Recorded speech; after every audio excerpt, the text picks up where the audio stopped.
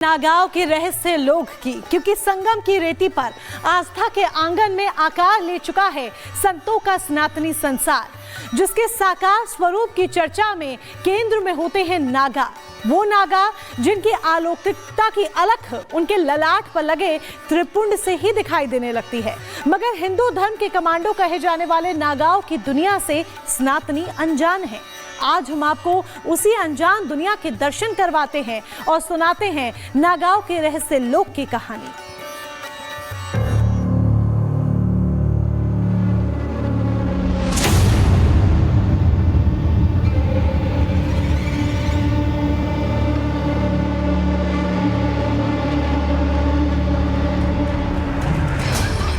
शरीर पर भस्म,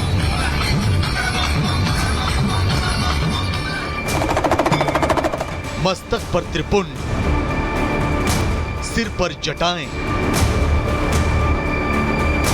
हाथों में त्रिशूल और आंखों में ज्वाला। यही नागा साधुओं की पहचान है।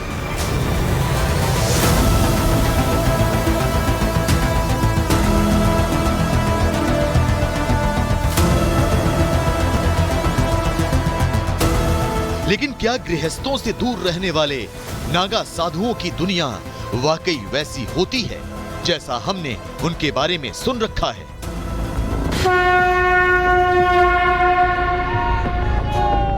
इन्हीं सवालों के जवाब हासिल करने के लिए हम महाकुंभ में नागा साधुओं की रहस्यमयी दुनिया के करीब आए, ये जानते हुए भी कि महादेव के ये भक्त जरा सी चूक पर भी भड़क सकते हैं।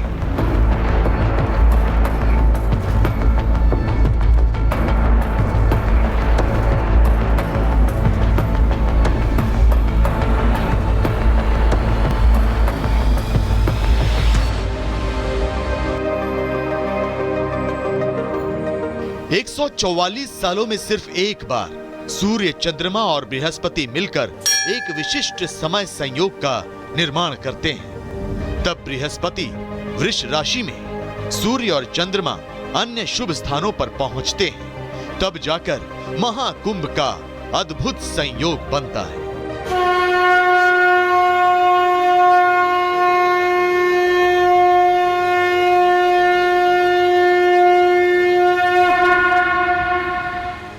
संगम नगरी प्रयागराज में हो रहा महाकुंभ ग्रहों के उसी विलक्षण प्राकट्य का साक्षी है, जिसमें आस्था की अविरल अमृत धारा में पूरी दुनिया बही जा रही है। संगम तट पर सनातन की जय जयकार गूंज रही है और महादेव के दूत महाकुंभ को आस्था के रंगों में रंगकर सनातनी उद्घोष कर रहे हैं।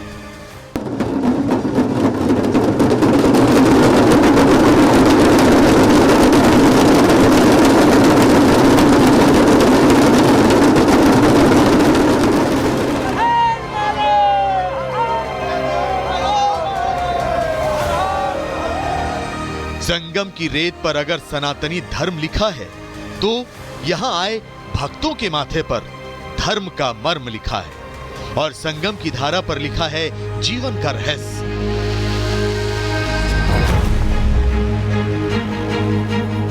जी हाँ, इन दिनों दिन के उजाले में प्रयागराज अलग ही रंगों में रंगा दिखाई देता है। देश दुनिया के अलग अलग कोने से आए असंख्य श्रद्धालुओं के रंगों में अटा पटा और समाया हुआ। लेकिन जैसे संगम के इस तट पर सूरज सांझ की गोद में सिमटने लगता है और रात दिन के दरवाजे पर दस्तक देने लगती है, महाकुंभ में जुटे अखाड़ों में महादेव के कुछ साधकों का रूप बदलने लगता है। साएं साएं करते सन्नाटे के बीच वहां साधना का एक ऐसा स्वरूप करवट लेने लगता है जहां मंदिरों की जगह ले लेता है अग्नि कुंड और साधक होते हैं नागा साधु। नागा साधु आम लोगों के लिए जितने रहस्यमयी होते हैं उतनी ही रहस्यमयी होती है इनकी साधना की विधि। इनके पंथ विधान के बारे में हर कोई नहीं जानता है, लेकिन इसे लेकर के लोगों के मन में सवाल हजारों होते हैं। समाज और सामान्य मनुष्यों से दूर एकांत में साधना करने की वजह से नागाओं के बारे में इतनी कहानियां गढ़ी जा चुकी हैं कि इन्हें नजदीक से जानने की उत्सुकता हर किसी के अंदर जन्म ले लेती है। लेकिन डरावने ढील डॉल, इनके उग्र मिजाज और साधना के कठिन स्वरूप के कारण भक्त इनकी तरफ थोड़े डर और अचरज की नजर से देखते हैं। श्रद्धालु उनके करीब तो जाना चाहते हैं, लेकिन हिंदू धर्म के इन उपासकों का स्वरूप देखकर इनके नजदीक जाने से हिचकते हैं।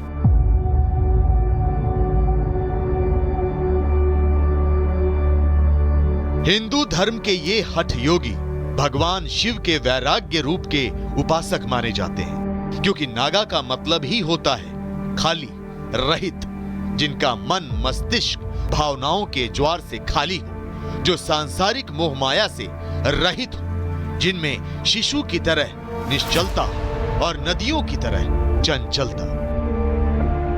दरअसल नागा साधु हिंदू धर्म में साधना की एक ऐसी शाखा है जिसमें साधक की पूरी चेष्टा अपने उसी स्वरूप में लौट जानने की होती है जो प्रकृति उसे जीवन के प्रारंभ में सौंपती है। लेकिन उद्देश्य की पूर्ति जितनी कठिन है, उसे पाने की प्रक्रिया भी उससे कहीं ज्यादा मुश्किल। इसीलिए नागा साधुओं की साधना वहां से शुरू होती है जहां गृहस्थ की सीमा खत्म हो जाती है। कई बार आम श्रद्धालु नागा साधु और अघोरियों को एक समझ लेते हैं। वो चिता की राख को अपने शरीर पर लपेटने वाले अघोरी और नागा को देखकर असमंजस में पड़ जाते हैं। लेकिन कम ही लोगों को पता होगा कि जिस चिता की राख को लोग छूने से भी परहेज करते हैं, वो अघोरियों के लिए प्रसाद की तरह पवित्र होता है। अघोरी उस चिता के भस्म से स्नान करते हैं, क्योंकि चिता भस्म से स्नान करना उनकी तंत्र साधना का एक खास हिस्सा होता है। लेकिन नागा साधुओं की उपासना अघोरियों से अलग होती है। वो अपने पूरे शरीर पर जिस भभूत को लगाते हैं, वो चिता की राख नहीं, हवन या यज्ञ की बची हुई वो पवित्र राख होती है, जिसकी आहुति नागा खुद सिद्ध मंत्रोच्चार के साथ देते हैं। वो भस्म उनकी आध्यात्मिक शुद्धता और सांसारिक मोहमाया से मुक्ति का प्रतीक होती है। लेकिन क्या आप जानते हैं, सांसारिक मोह बंधनों को समूल त्यागने के बाद जो नागा साधु बनने की चुनौती स्वीकार करते हैं, वो भी दो विचारधारा से संचलित होते हैं।